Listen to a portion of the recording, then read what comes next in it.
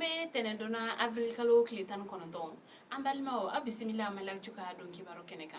Bi kibara mun bambolo kada kulukan ore mali chamaje bolo fe kene kene yala jini donso luni jatige wale tabo ulu kon ka kelaw jugalen do ni wati laban na kibara mun serama ulu kon ne ayire kafa ko ne jine ere takalaje ko Amadou Kufa ale kon ka mo be ni yoro ko fale na no o wa fene ko iyad agali ale yoro kon fene ka mo be ni yoro na no ko ni mangan kon be damne la mun fe ko abe kalo kleni kletan duru nyogona kon bo kawla do na kafo ko ni jagulu flan nun kon yi mo ko ulu kon be jaga kon mine du deun kon na sansa o sababu yala wati choga kama donso ulu kon fene willa ni kata afoko ubeta ni malonu kon ndo mine jatege wale tabaw kon fe ni o kon dikera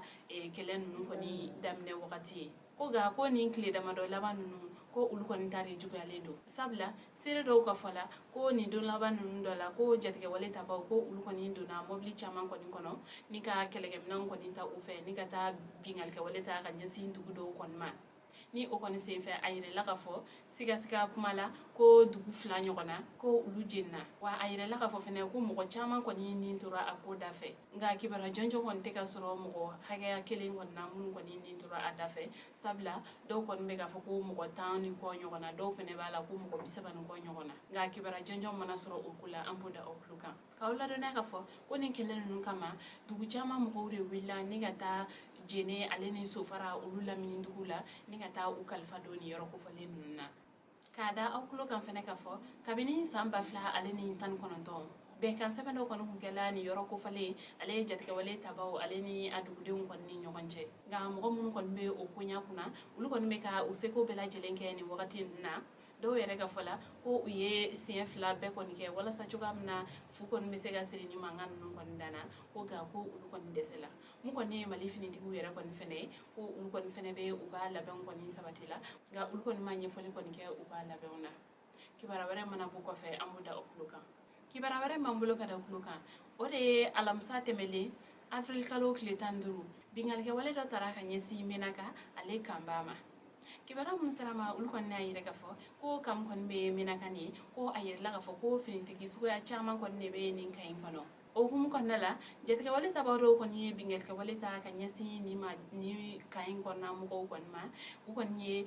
mugu jugu do kon ne filika do ni kayin kon nala o ga ko sabanyo kona ko o kon ne siraka do kayin kono ko mali finitigu ul kon ka daga yoro ado kon tara biyen no ko ga ko ka wala do ne ka fo ko mo kon nyimato akoda fe ko finitigi kele mali finitigi kele ko o kon njukina akoda fe ko wafne ko u bolo mina yere fene chaman chena mun kon ye mobli flaye aleni camion ba kelen kon fene ngame wakati mna ko sa ama seka do ma kelen mun kon ye bingal ge wala ta ga nyasin din kamayma nga seka kon kelen do iyad agali ale kon ka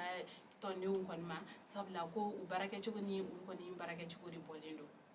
kibara ware mambolo kada ukluka ode kunun karedo avril kalo kletan shegi demsen chemani fla ulu tora jila kulikoro kibara mun sirama ulu kon ne ayire kafo karedo avril kalo kletan shegi ko chemani fla ni ayire la kafo ko kelen kon shi kumbe santan kelena kelen yere fene shibe santan sabala ko nun kon ne tara jila ko puligoro gouverneur yere ka so ko fe ko bambe no ko u kon tara jila yin ni ji kon ye u ken ka ke ni ji koni o ke ka ke ni demsen flan no ni satai jibe bla ji kan fini tu ma wakati mina ko o kana ulu kana demedo uma o koni kera ka soro ko ni demsen flan no kon beta yala ga ulu koni sera ka o shula ko kata kani u ye kulikoro sistere fla ka wala do ne afene ka fo ko ni chamani flam no kon kun fle ko nunu koni be ma kilen koni ndi ko ufa ko o ye finitike ko abe kulikoro o emia ere kon na la barala kuna fene kunchela kibara wara bambolo kada kuloka ode ka keni kardoy avril kalo kletan shegi ayre la ka foko coronavirus era mo ko bikono tan la mali jamana kono ko mo ko binan ngolom vla ulu ken na ka bo coronavirus banala mo ko nani ulu era kon fene tan la ka sabo ke coronavirus banay kawla no na ka fo coronavirus yelen flani mo ko munna ulu kon kum ski ro benendo kay marabulu konna kulikoro marabulu konna sigaso marabulu konna segu marabulu konna mopti marabulu konna aleni bamako sigida u yere fene konona o sababu yala coronavirus ye mo mun ne mali kono lu ko ni jate tara mo batan saba ani mo biolu lala mo mun fene ta yala ka sababu ke coronavirus banaye lu ko ni jate nana mo kemenani aleni bisaba ni sabala mo mun fene kɛnɛyala ka bɔ coronavirus bana la olu kɔni fɛnɛ ye jate bɛ mɔgɔ 7,000 ani mɔgɔ 433 la o sababuya la hali bi Mali jamana ɲɛmɔgɔ ale ni kɛnɛya minisiriso olu kɔni bɛ welewele kan kɔni bila ka se maliden bɛɛ lajɛlen kɔni kelen-kelenna ma sanuya walew an ka olu matarafa sanga ni wagati ale ni taabolo minnu ɲininen don bɛɛ lajɛlen fɛ bɛɛ ka se ka ninnu matarafa walasa cogoya min na an bɛ se ka coronavirus kɛlɛ ka bɔ Mali jamana kɔnɔ an balimaw ni ne kun ye aw ka bidon kibaru ye ka da aw tulo kan ani ce aw ka kulomajɔ la aw k'an bɛn a ɲɔgɔnna wɛrɛ